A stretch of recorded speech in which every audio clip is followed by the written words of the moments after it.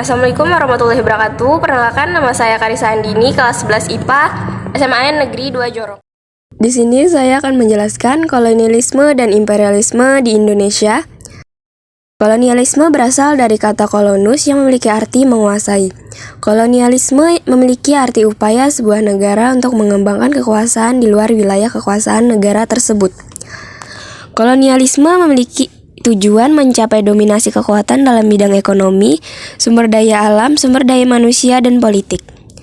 Wilayah koloni biasanya merupakan wilayah-wilayah yang memiliki kekayaan bahan mentah yang dibutuhkan oleh negara yang melakukan kolonialisme.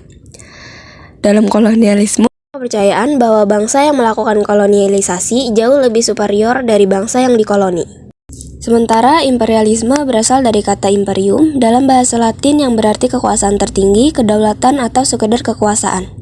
Imperialisme merupakan kebijakan atau ideologi untuk memperluas kekuasaan atas negara lain dan penduduk asli negara tersebut, dengan tujuan memperluas akses politik dan ekonomi, kekuasaan dan kontrol, dan seringkali dilakukan dengan menggunakan kekuatan militer. Perbedaan kolonialisme dan imperialisme terletak pada tujuannya. Kolonialisme berfokus pada penguasaan suatu wilayah dengan sumber daya alam tertentu untuk dibawa ke negeri asal penjajah. Sementara imperialisme berfokus dalam penguasaan politik dan pemerintahan negara lain untuk memiliki pengaruh terhadap negara tersebut. Perang melawan hegemoni dan keserakahan kongsi dagang. Pertama, ada Aceh versus Portugis dan VOC. Perlawanan ini terjadi pada tahun 1523 sampai 1524. Tepatnya terjadi di Aceh. Tokoh yang terkait dalam perlawanan ini adalah Raja Henry Guez, Raja de Souza, dan Sultan Iskandar Muda. Perlawanan Aceh versus Portugis dan VOC terjadi karena perkembangan Aceh yang begitu pesat. Dalam perkembangan ini menjadikan Portugis dan VOC menjadi merasa tersaingi. Dalam menghadapi kemarahan Portugis dan VOC ini, Aceh menyiapkan segala strategis untuk menghadapi Portugis dan VOC dengan melengkapi kapal-kapal dagang Aceh, mendatangkan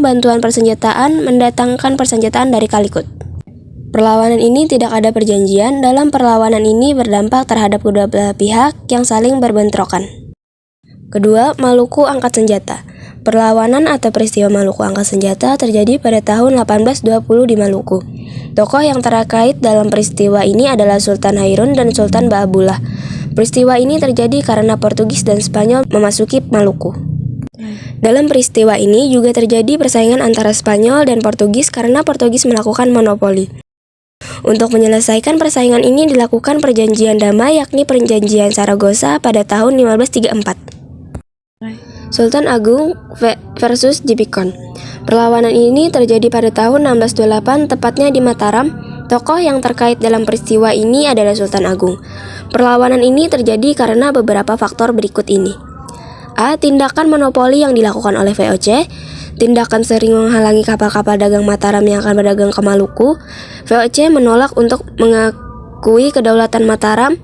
Keberadaan VOC di Batavia telah memberikan ancaman serius bagi masa depan Pulau Jawa. Keempat, perlawanan Banten. Pada tahun 1619 di Banten telah terjadi perlawanan rakyat Banten yang sering disebut dengan perlawanan Banten.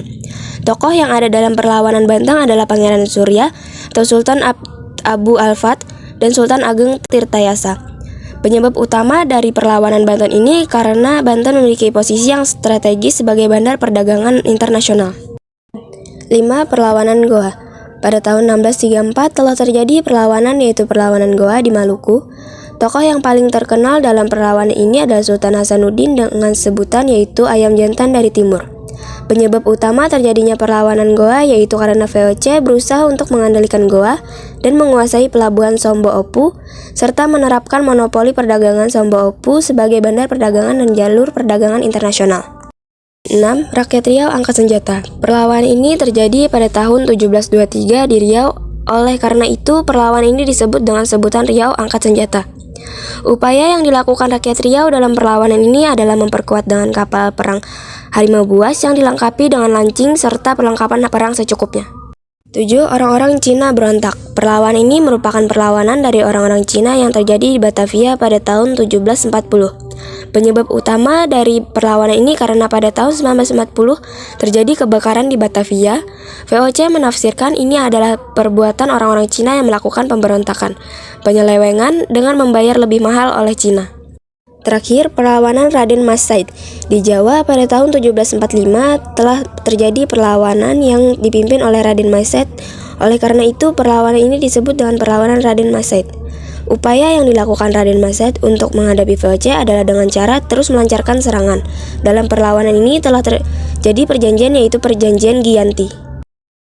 Perjuangan Indonesia untuk mengecap kemerdekaan tidak semudah membalikkan telapak tangan.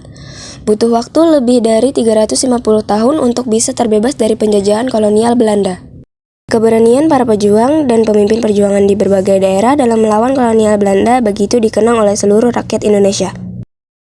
Berikut ini merupakan beberapa perang dalam melawan pemerintah kolonial Belanda, diantaranya Perang Patimura pada tahun 1817, Perang Diponegoro, dan terakhir Perang Bali.